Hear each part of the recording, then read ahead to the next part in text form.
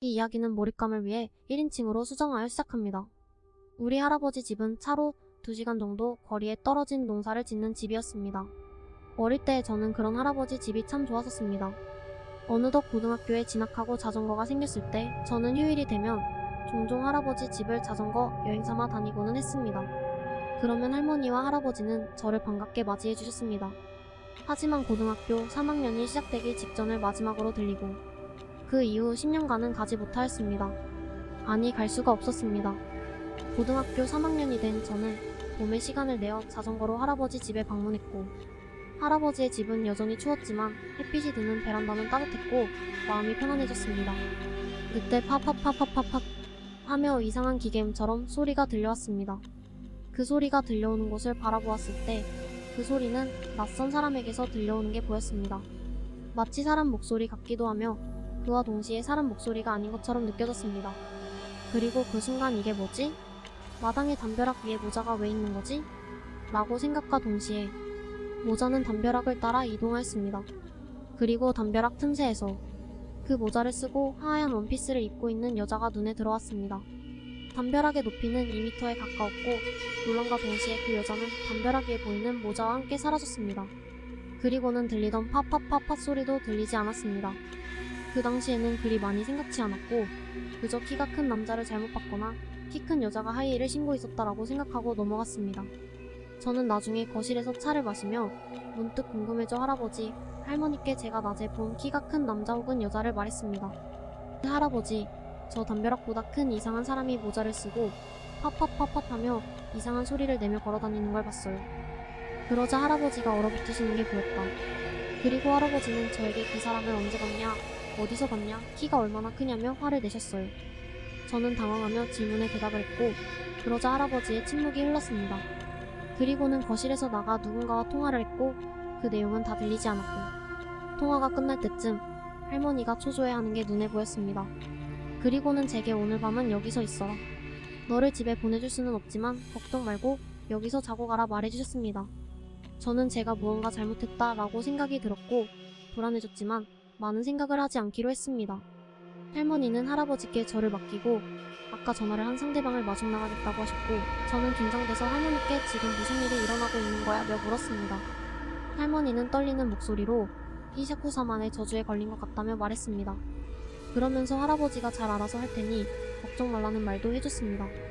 그리고 히샤쿠사마에 대해 이야기도 해줬는데 키가 약 2m 정도의 여자이며 팝팝팝팝처럼 들리는 이상한 웃음소리를 내며 돌아다닌다고 말씀해주셨습니다. 옷차림은 옛날 드레스 혹은 기모노 혹은 농장 작업복 등으로 바뀌지만 높은 키와 모자, 이상한 웃음은 공통적이다 라고도 말씀해주셨습니다. 그리고는 그 여자는 저주받은 여행객으로 이야기되어지지만 봉인되었다는 이야기 때문에 오랜 시간 잊고 지냈다고 합니다. 마을 안에 예수상이 있어 히샤쿠사마가 마을 밖으로 떠나지 못하지만 히샤쿠사만의 저주를 받은 사람은 며칠 안에 죽는다는 이야기였습니다. 마을의 남동쪽과 서쪽에는 예수 동상이 있어 히샤쿠사마는 북쪽으로만 움직일 수 있는 일종의 계약 같은 상태였습니다. 할머니는 나이든 여자와 함께 돌아왔고 나이든 여자는 제게 부적을 지어주고는 집안을 돌아다녔습니다. 할머니는 제가 화장실을 갈 때조차 같이 따라다녔고 저는 정말 위험한 상황임을 깨달았습니다. 나이든 여자는 2층으로 저를 불렀고 2층 창문에는 신문과 부적 등으로 덮여져 있었습니다. 2층의 4곳 모퉁이에는 소금더미가 쌓여 있었고 각각 작은 부처의 동상이 나무 상자 위에 놓여져 있었습니다. 그리고 친구가 준비되어 있었습니다. 그리고 할아버지는 제 부모님께 말을 해놓았다며 내일 아침 7시까지 그 누가 불러도 절대 나오지 말라는 말과 함께 부적을 지니고 있으라고 했습니다. 나이든 여자는 제게 무슨 일이 생기면 부처 동상 앞에서 기도를 하라고 했습니다. 저는 담담히 받아들이려 했지만 도저히 기도에 집중이 되지 않았습니다.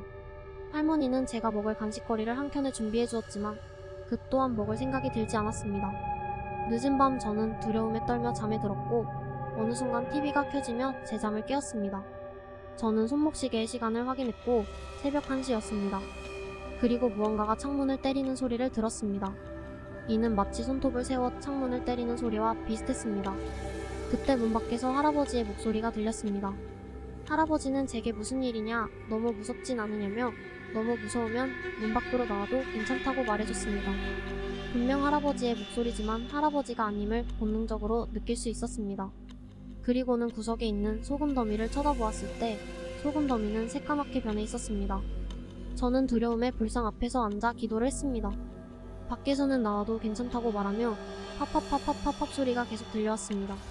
너무 무서웠지만 할 수 있는 건 기도밖에 없었기에 들려오는 모든 소리를 들으며 기도를 했습니다. 밤은 길었지만 결국 아침은 왔고 TV에서는 아침 7시 뉴스가 시작됐습니다. 그리고 창문에서 들리던 소리와 문 밖에서 들리던 소리 또한 사라졌습니다. 손목시계의 시간과 TV의 시간을 확인한 저는 아침 7시임을 확신하고 문을 열었습니다. 문 앞에는 할머니, 할아버지 그리고 나이 든 여자가 서 있었습니다. 1층에 내려갔을 땐 저희 아버지가 계셨고 할아버지는 서둘러 차에 타서 얼른 집에서 나가라 라고 하셨습니다. 밖에 나가보니 작은 승합차 안에 많은 수의 남자들이 타 있었고 나이 든 여자는 남자들을 저를 둘러싼 형태로 앉게 했습니다. 그리고 저에게 눈을 감고 머리를 숙이고 숨으라고 말했습니다. 아버지의 차량이 먼저 출발하고 승합차는 그 뒤를 따라 천천히 이동했습니다. 차량 안에서 남자들은 제 각기 불경을 말하기 시작했습니다. 그 순간 저는 다시 팝팝팝팝팝팝 소리가 들리기 시작했습니다. 제가 귀를 막자 나이 든 여자는 부적을 제 손에 쥐어주고 머리를 더욱 숙이라고 말했습니다. 그러자 소리가 들리지 않았고 안도한 마음에 얼굴을 돌려 눈을 살짝 떠보았습니다. 그러자 창문 밖에 하얀 원피스가 흔들리는 게 보였습니다. 히사쿠샤마로 생각되는 것에 머리가 창문 위에 있는 것도 보였습니다. 그리고 그 머리가 마치 차 안으로 들어오려는 듯 창문의 얼굴을 박아대기 시작했습니다. 저도 모르게 비명을 질렀고 남자들은 보지마 라고 소리쳤고 당황한 저는 부적을 더욱 손에 강하게 쥐고 얼굴을 숙였고 자동차 창문이 떨리고 부딪히는 소리가 들리자 남자들도 두려움을 느낀 건지 더욱 더 큰 목소리로 불경을 말하기 시작했습니다. 모든 소리가 사라지자 나이 든 여자는 벗어났다며 뒤를 돌아 제게 말했습니다. 승합차는 도로 한켠에 멈추고 아버지와 할아버지가 승합차로 달려왔습니다. 그리고 나이 든 여자는 제게 부적을 보여달라고 했고 부적은 새까맣게 변해 있었습니다. 모든 일이 있고 난 후 아버지 집에서 쉬고 있을 때 할아버지가 이웃 주민과 함께 제 자전거를 가져다 주셨습니다. 나중에 들은 이야기이지만 아버지 또한 히샤쿠사마를 알고 있었고 어릴 때 히샤쿠사마에 의해 세상을 떠난 걸로 생각되는 친구도 있었다라고 했습니다. 또한 승합차에 타고 있던 남자들은 모두 할아버지의 친인척으로 저의 먼 친척들이라고 했습니다. 할아버지는 히샤쿠사마를 속이기 위해 조금이라도 관계가 있는 모든 친인척을 불러 모았던 것이었습니다. 저는 그 뒤로 할아버지 집에 갈 수 없었고 그 사건 이후 2년 뒤 할아버지가 돌아가셨을 때 또한 가지 못했습니다. 그 이후 10년 동안 모든 걸 잊을 때쯤 할머니에게 전화가 왔습니다. 할머니는 예수 동상 중 하나가 파손됐다고 말하며 제 안부를 물었습니다. 그리고 저는 그 전화 너머 팝팝팝팝팝 소리를 들을 수 있었습니다. 오늘의 이야기는 여기까지입니다. 모두 편안한 밤 되시길 바랍니다.